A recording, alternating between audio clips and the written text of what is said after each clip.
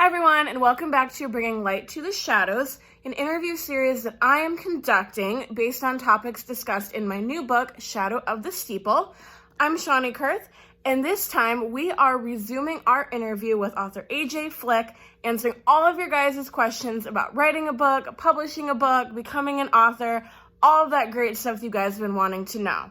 So without further ado, here is part 2 of my interview with author AJ Flick. In the past few years, I'm sure you've noticed true crime has blown up. It's everywhere. Netflix, podcasts, investigative journalism. It's such a saturated market now. What advice do you have for people who want to get into that market? Yes, and it actually made me worried when my book first wasn't published, because back then there was a 5-year rule. If the case was older than 5 years, you wouldn't get it published. Wow. It was old. And wow, has that changed? Oh, yeah. They're doing Jack the Ripper again and other things. So I know. Too old. And I don't see it, I don't see it as a bad thing at all.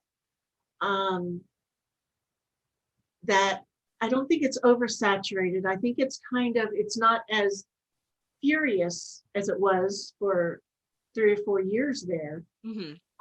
And I was afraid that maybe this would counteract, but it doesn't seem to.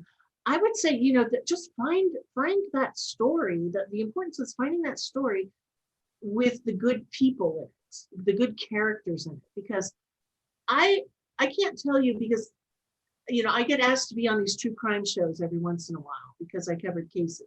Yeah. And I don't even know how many times, it must be at least 6 or 7 shows that my case in my book, they've made, from 48 hours to, who knows, I don't know, all the titles changed. I know they're all different. Yeah. And a few years, must have been about 3 or 4 years ago, another show asked me to be on about this case. Wow. And I said, it's this case is kind of old. Aren't you guys tired of hearing this? Yeah, and it's been done before.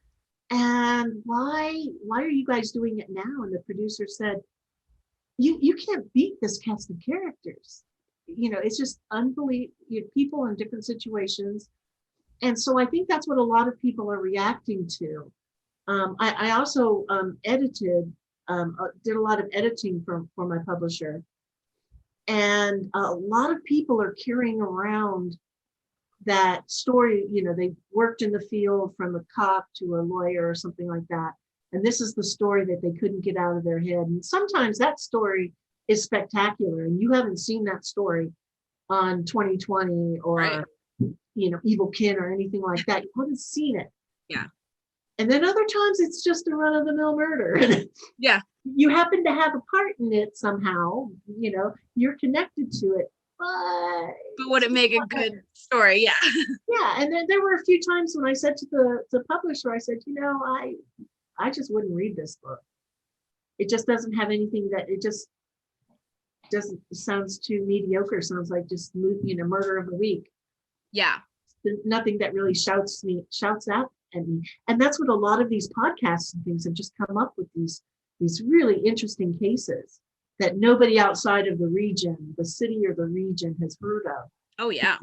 Because these true crime shows weren't around in the 80s or 90s or whenever it was. So finding those stories, which my next book is going to be great. I can't believe it. Nobody's written about it before that I wrote.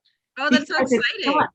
It's got this drama in it, these characters in it, that you can see them, you can believe them, and you can see how they got into the situation that they were in. Some, not for the good, but it's just those stories, and that's what always fascinated me about crime, that you can go and you can find these stories that haven't been told before in a way that hasn't been told before. Mm-hmm. Yeah, and I think that's great. That helps everybody. Absolutely. Yeah. Yeah, absolutely. So one of the biggest criticisms that I've heard about true crime is that sometimes it can get a little like exploitative of the victims. So in your research and your writing, how do you avoid crossing that line into like exploitation of the victims? Yeah, and a lot of people ask me about that too. And what I try to do is I try to flesh out the victim, to create that victim as a person, because that in a court case, in a trial and everything, the victim is really just one dimensional. Mm-hmm. And you tend to get a lot of information that isn't helpful about knowing who that person is. So I try never to think, and I know a lot of people in the years that I've been covering courts and crime writing, that I have a lot of friends, they're friends now, who were the victims in cases I was covering. And they just don't want, they want to be seen as people. Mm-hmm. And that they had lives that were interrupted, as they say, whether it's the deceased person, which I always try to, like I said, to present them as a real person, not just as a victim. Mm-hmm. And I think that's when you're telling their story, it makes it even more impactful that if they were killed, or maybe not even killed but harmed in whatever way, and then and then you try to present their entire life, and present them even in my book I was able to talk to childhood friends who really gave me some insight into who Brian Stidham was, the victim. He was the one who was killed, who he was as a person, not just a not victim. as a victim. Yeah. And what he liked to do. And I had an interview with his wife shortly after he died, and how he liked to go hiking in Sabino Canyon, and as much as that as you can present, and not just say, hey, this person was killed and these guys did it, and this is the blow by blow of the court case. Yeah. Some people do that very well. That's not my thing. I like to like I said, present everyone as a character. And even in my book, I tried to, Tucson itself is a character, because it's not just the person who was victimized, the person who was the victimizer, but it was the times they were living in, the place they were living in. Mm-hmm. There's a really good show on TV I loved called City Confidential, and I think it was on A&E or something, and they did that with the city that and the time that a crime took place. Cool. Yeah. Loved that, because a lot of times you take the same people and you put them in a different time in a different place, it wouldn't have happened. Right. So they're actually totally different. Yeah. So there's all these kind of things you can do to build around the story itself that you can't do on the evening news, or even, like I said, the longest newspaper article. Yeah. And one of the inspirations for my book actually came from an article I did early on, where an editor told me, take the three main characters, take the victim, the young doctor, the other eye surgeon, and the hitman, and research them as much as you can, which is not easy to do before all the trials start and all the tests. Oh yeah, I bet. But she says, find out everything you can about them and take their lives up until the point where they all meet. Okay. Stop there. And that article came out so well. I was so pleased with it. I worked so hard on it.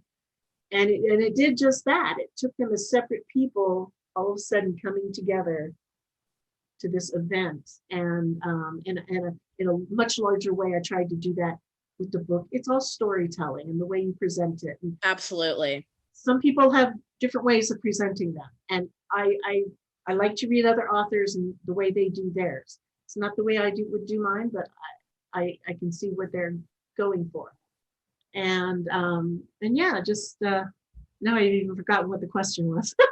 Oh, so you I'll try to totally think of- answered it. So like just kind of making them a person, not a victim.